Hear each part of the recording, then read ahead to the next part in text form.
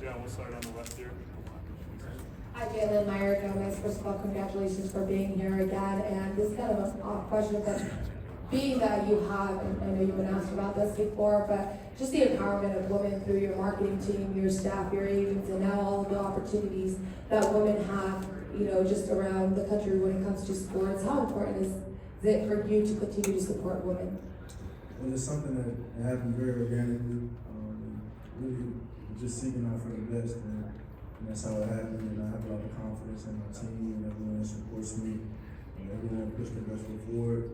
You know, they do a great job of being intentional.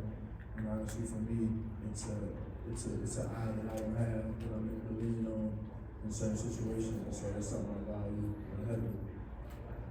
Also on the left. I do, same over here. So when you were asked about the Kendrick and Drake beef, you said you have an old soul and you like Frankie Beverly. So I was curious, what kind of other music do you listen to during pregame? Yeah, how did that old soul kind of come out in other parts of your personality? Yeah, I think music is a great way of expression. And I think just specifically to Frankie Beverly, I always had a special connection with him and able to meet him before I came to the NFL, and he passed it this year. Being close with his family, but I always have a special space in my heart for sure. On the right in front. Good morning. What would be your main motivation by winning the Super Bowl? I noticed that you guys have less penalties than 2022. You have a more disciplined team. Do you think, in this sense, this team is better than 2 years ago? What did you learn about that loss?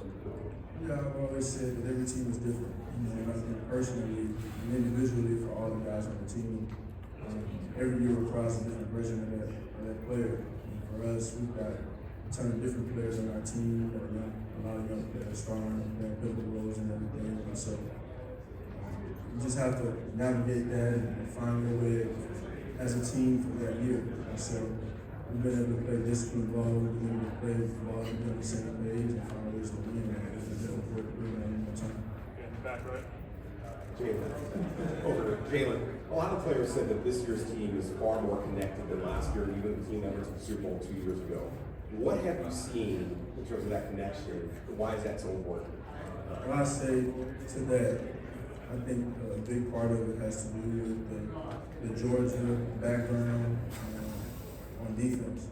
You know, and I think that starts with Kobe Dean and all those guys that were able to play ball in college together and bring their ways to the league. And so I think that has a big impact on the culture and defense, how they play, how together they are.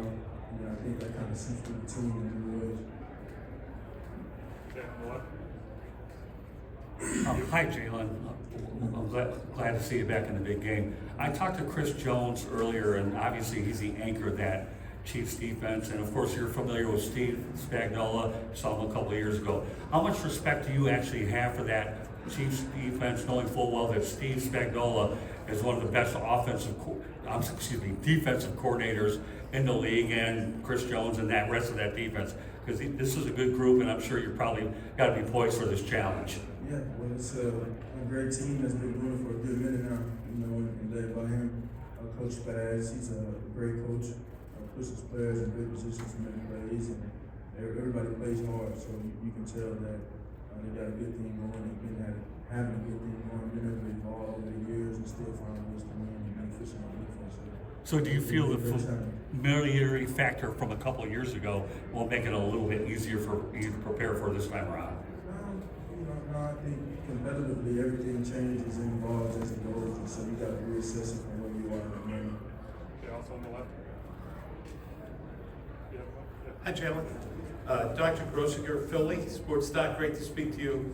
As a guy who's been doing this for 30 years, I just marvel at the way you recover from any injuries. And you tweaked your knee in the Rams game, you wore a brace, and then you just threw it away. And it seems like this year you've been running much better, you're much healthier this year. How do you recover so quickly? Some people got it and some people don't. Come with other things as well, but I think that it's a process that goes into everything. how you eat, how you prepare, the time you put into certain areas of sleep or recovery. And there's so many different things that you can try and get 1% better at to try and help you recover, try and help you improve. And, I think some of it is too the wisdom that you learn as you play the game, as you mature throughout your career. You try and manage certain things while you play. So, being able to get to this point, this is what you play for. You play for opportunities like this, and moments like this, and be good to leave it all out there on the field. Get back right in the white. Jalen, Nick talked about the night before the last Super Bowl a couple of years ago, where he let a bunch of players talk, and it was a pretty emotional one. What do you recall about that, and just how different is the night before a Super Bowl compared to the regular game? I think it was emotional because Jason Kelsey kind of stole the show with it. He's always great when he speaks, and I think it's an opportunity for everyone to say where they are, what motivates them in a sense, and how they're feeling going into the game. Yeah, Mike Jones, Athletic. Last time you and Patrick made history of the two first black quarterbacks to be in the game together.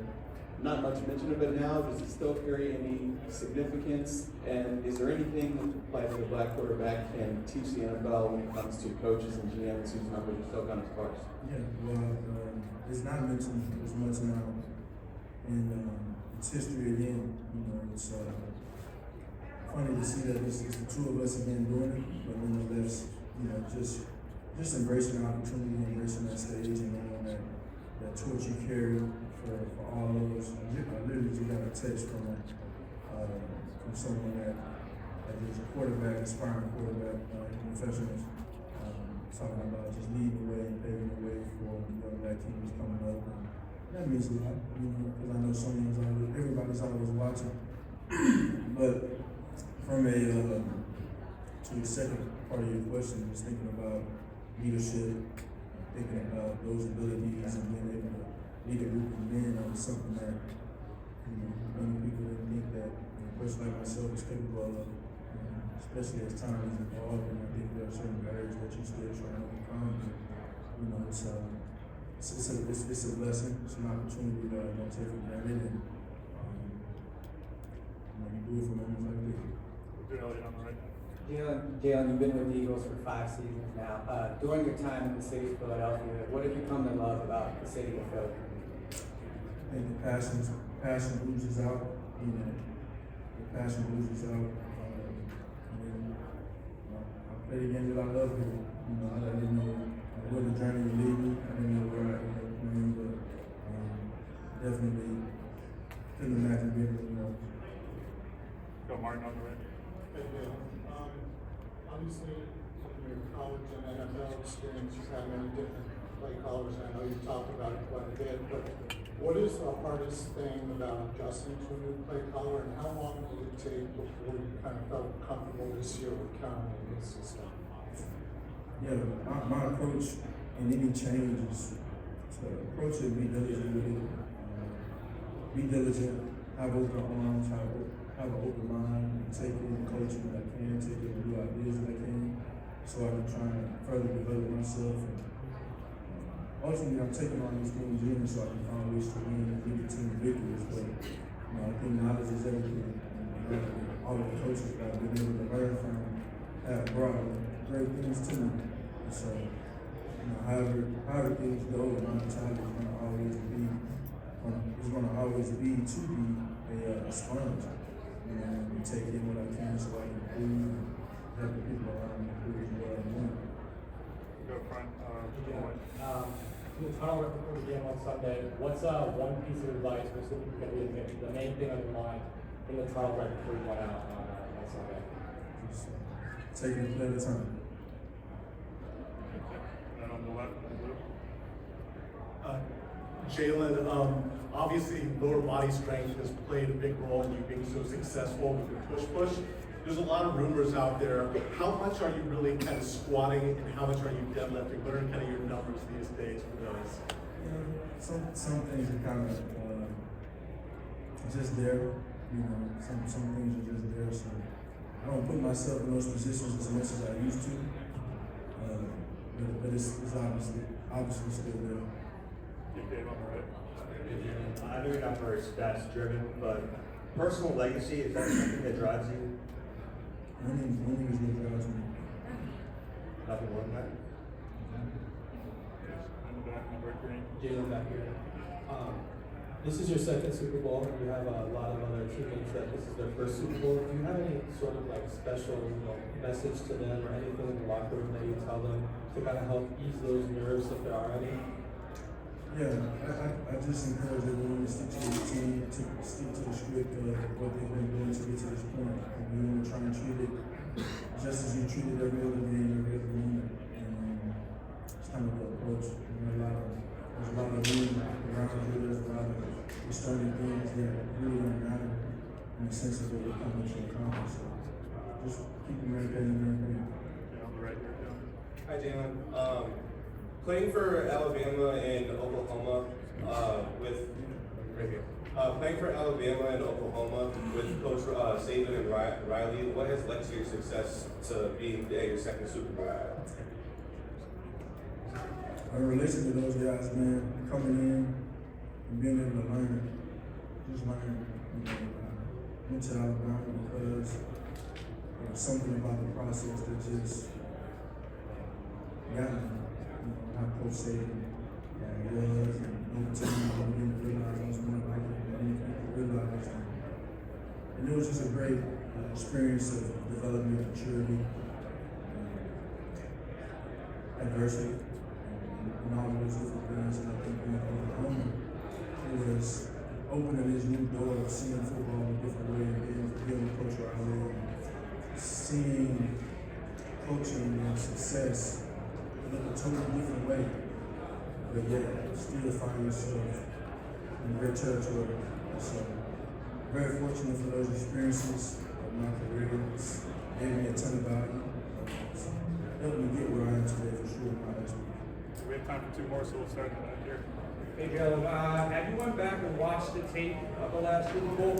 And if so, what would you like to change going to this one?